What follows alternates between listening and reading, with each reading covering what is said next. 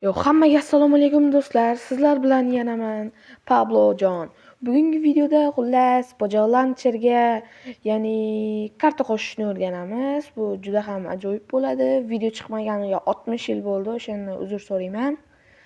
Va endi videoni maza qilib tomosha qilinglar. Va men bu fon o'zgarganiga sal boshqacha bo'lyapti shekilli. Uni farqi yo'q. Anaqa oldingi fonimni yo'qotib qo'ydim, o'shaning uchun yangisini topdim.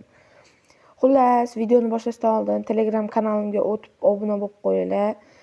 Hamma anaqalar, videoni oldindan qanday bo'lishi, video qanday bo'lishi, video chiqishi, hamma narsa o'sha yerda bo'ladi va men videoda ishlatgan modlar va kartalar hozirgi Dereveniya kartasi ham bor, o'shani ham Telegram kanalimga tashab qo'yaman. Albatta Telegram kanalim shu videoni ostida bo'ladi. Kommentida, ya'ni ostida emas, kommentida bo'ladi. O'tib albatta obuna bo'lib qo'yasizlar degan umiddaman.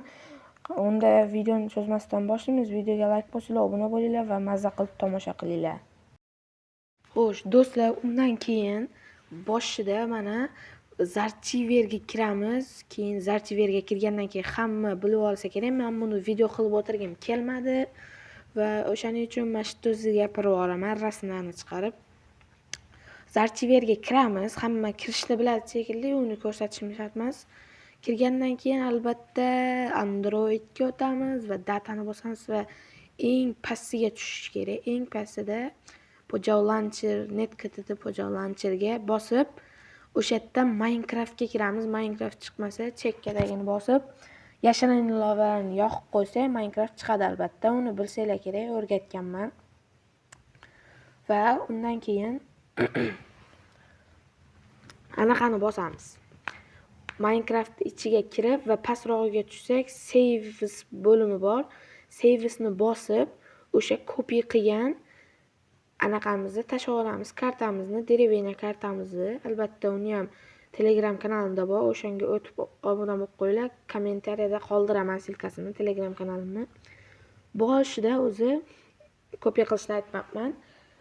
Birinchi bo'lib shu yuklagan Dereveniyani copy qilasizlar va o'sha Android data va eng pastiga o'tib NetKTT Pojalancherni bosib, o'shanga Minecraftga kirasizlar va Minecraft bo'limidan Saves bo'limiga o'tasizlar. Saves degan bu albatta qidirsanglar chiqadi. Saves bo'limiga o'tib va mana shu yerga copy qilgan narsangizni tashab qo'ysangiz bo'ldi. Boshqa hech narsa kerak emas. Tashab qo'yasiz va shunchaki chiqib ketasiz va Pojalancherga kirasiz. O'zi Copy of Dereveniya degan karta chiqib turadi va kirib qishloqda mazza qilib o'ynashingiz mumkin. Do'stlar, shunaqa bo'ldi. Videomiz juda erta bo'lib qolgan bo'lishi mumkin, lekin o'shaning uchun uzr so'rayman. Sal anaqa ovozim o'zgargan. O'shaning uchun video yaxshi chiqmayapti. Uning uchun ham kattakon uzr so'rayman. Video yoqqan bo'lsa albatta like ni bosinglar, obunani bosinglar.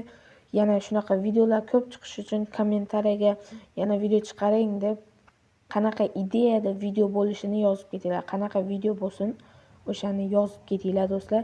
Telegram kanalimga ham o'tib qo'yinglar albatta. U yerda atiga 70 ta obunachim bor, lekin YouTube'da 2,5 mingta obunachim bor. O'shaning uchun men xafa qilmasdan o'tib u yoqdan birka qilib qo'yaylik. Hamma o'tsin va obuna bo'lsin. Iltimos so'rayman sizlardan. Unda hammaga xayr do'stlar. Keyingi videoda ko'rishguncha.